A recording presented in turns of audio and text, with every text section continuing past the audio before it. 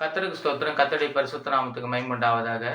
ஆண்டவராகிய இயேசு கிறிஸ்துவினுடைய பெரிதான கிருபையினால இந்த நாளை கர்த்தர் காணும்படி செய்த இரக்கத்திற்காய் கர்த்தரை நான் ஸ்தோத்திரிக்கிறேன். வேதத்திலிருந்து ஒரு பகுதியை பார்க்கலாம். ஏசாயா தீர்க்கதரிசன புஸ்தகம் 41ஆம் அதிகாரத்துல 10வது வசனம் இப்படியா சொல்லப்பட்டிருக்கிறது. பயப்படாதே, நான் உன்னோடு இருக்கிறேன். திகையாதே, நான் உன் தேவன். நான் உன்னை பலப்படுத்தி உனக்கு சகாயம் பண்ணுவேன். என் நீதியின் வலது கரத்தினால் உன்னை தாங்குவேன் அப்படின்னு சொல்றார். அப்ப இந்த நாளில கர்த்தர் நமக்கு நீ பயப்படாத அப்படின்னு சொல்றாரு. பயப்படாத, நான் உன் கூட இருக்கிறேன் அப்படின்னு சொல்றார். அப்ப இன்னைக்கு அநேகருக்கு இந்த பயம் என்பது அவங்கள அடுத்த கட்டத்துக்கு கொண்டு போகாது. எதற்கெடுத்தாலும் பயம், எதிர்காலத்தை குறித்து பயம், சூழ்நிலைகளை குறித்து பயம். இன்னும் நம்முடைய நம்ம நடந்து போகிற பாதைகளில நமக்கு எத்தனையோ விதத்துல நமக்கு வரக்கூடியதான சோதனைகளை குறித்து பயம், நிந்தைகள், நெருக்கங்கள், அவமானங்கள் இதெல்லாம் நம்முடைய வாழ்க்கையில நம்ம நடந்து போகிற பாதையில இப்படிப்பட்ட சூழ்நிலைகள் நமக்கு நேரிடும்போது நாம எதுக்கெடுத்தாலும் பயப்படுகிறோம். ஆண்டவராகிய இயேசு கிறிஸ்து இதை குறித்து தான் இங்க சொல்றாரு. பயப்படாத, நான் உன் கூட இருக்கிறேன் அப்படின்னு சொல்றாரு. அப்ப கூட ஆண்டவராகிய இயேசு கிறிஸ்து கூட இருக்கும்போது ஒரு மனிதனை அவன் நேர்த்தியான பாதைகளில நடக்கக்கூடியவனா இருக்கிறான். அந்த பயம் அவனை அணுகாதபடி கர்த்தர் அவனை பாதுகாக்கக்கூடியவரா இருக்கிறார். வேதத்துல ஒரு மனிதனை குறித்து பார்க்கலாம். கிதியோன் என்கிற ஒரு மனிதன் இருந்தார். இந்த கிதியோன் எப்படிப்பட்டவராய் இருந்தார் என்று சொன்னால், அவர் பயந்த சுபாவம் உடையவர். அவருடைய சுபாவமே பயப்படக்கூடியவர். எதற்கெடுத்தாலும் பயம், எதற்கெடுத்தாலும் பயம்.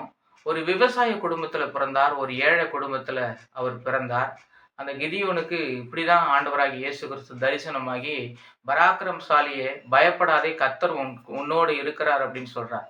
அப்ப இந்த ஒரு பயப்படக்கூடிய ஒரு மனுஷனுக்கு ஆண்டவர் சொல்றாரு, பராக்கிரமசாலியே, கர்த்தர் உன் கூட இருக்கிறார் அப்படின்னு சொல்லி.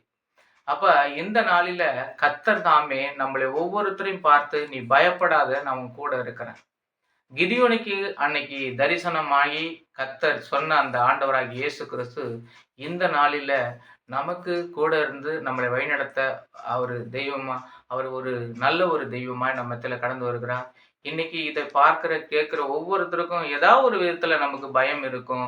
நம்முடைய எதிர்காலத்தை குறித்து பயம் இருக்கும். நம்முடைய பிள்ளைகளுடைய படிப்பின் தேவைகள் எப்படி சந்திக்கப்பட போகிறது, நம்முடைய திருமண காரியங்கள் எப்படி சந்திக்கப்பட போகிறது, நம்முடைய குடும்ப தேவைகள் எப்படி சந்திக்கப்பட போகிறது அப்படின்னு சொல்லி ஒரு பயம் இருக்கும். இந்த பயத்துக்கெல்லாம் தேவனாகிய கர்த்தர் சொல்லுகிற ஒரு காரியம் என்னன்னு சொன்னா, பயப்படாதே, நான் உன் கூட இருக்கிறேன் அப்படின்னு சொல்லி. அப்ப கர்த்தர் நம்ம கூட இருக்கணும் அப்படின்னு சொன்னா, நாம ஆண்டவராகிய இயேசு கிறிஸ்துவ நாம பற்றி பிடித்துக் கொள்ளணும். அப்ப பிடித்துக் கொள்ளும் பொழுது ஆண்டவராகிய இயேசு கிறிஸ்து அந்த பயத்தில் இருந்து கர்த்தர் நம்மளை விடுதலை பண்ணி, நம்முடைய தேவைகள் எல்லாவற்றையும் கர்த்தர் சந்தித்து நம்மளை ஆசீர்வதிக்கக்கூடிய ஒரு தெய்வமா இருக்கிறார். இந்த நாளில தேவனாகிய கர்த்தர் நம்ம கரம் பிடித்து நடத்தி, அப்படியே கர்த்தர் தாமே தன்னுடைய வலது கரத்தினால் நம்மளை தாங்கி நம்மளை வழிநடத்துகிற அந்த தயவுக்காய் கர்த்தரை நான் ஸ்தோத்திரிக்கிறேன். இந்த நாளில அதை கேட்கிற ஒவ்வொருத்தரையும் கர்த்தர் அப்படி செய்வாராக. God bless you.